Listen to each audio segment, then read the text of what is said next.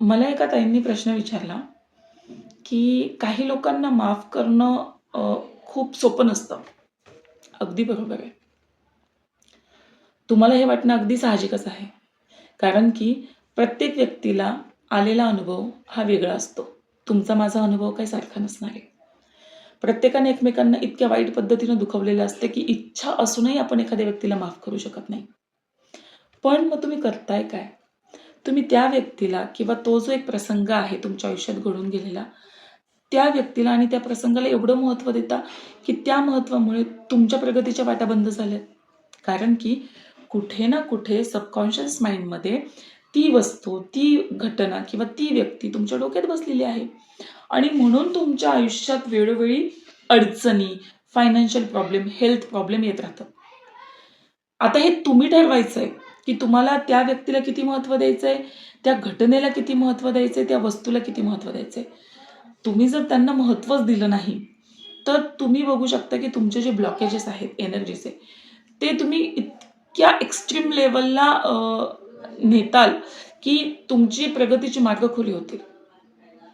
ते पुसून टाकायचे.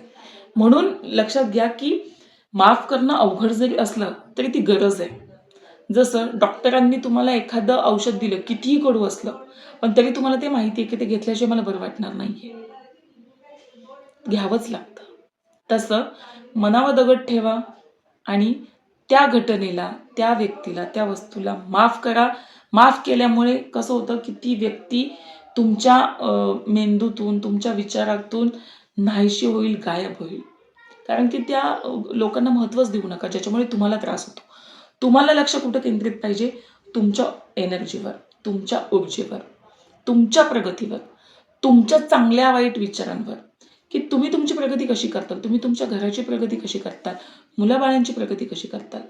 ती तेव्हा मला काय बोलली, तो तेव्हा मला काय बोलला, मग तेव्हा असं भांडण चालतं आणि मी त्याला माफ करणार नाही. ते लोकं कोण तुमच्या आयुष्याबद्दल निर्णय घेणारे, तुमच्या आयुष्यात आत्ता ह्या घडीला अडथळा आणणारे. डिलीट करून टाका त्यांना तुम्ही तुमच्या विचारात. भले आयुष्यातून नाही करता येणार, पण विचारातनं डिलीट करा, ज्याचा परिणाम तुमच्या विचारांवर होऊ नये, तुमच्या प्रगतीवर होऊ नये. अवघड वाटेल, पण 100% प्रभावी आहे. आणि हे लगेच होणार नाही, पण एक दिवस मात्र नक्की होईल. प्रयत्न करा. तोपर्यंत भेटूयात अशाच नवीन व्हिडिओसोबत. काळजी घ्या.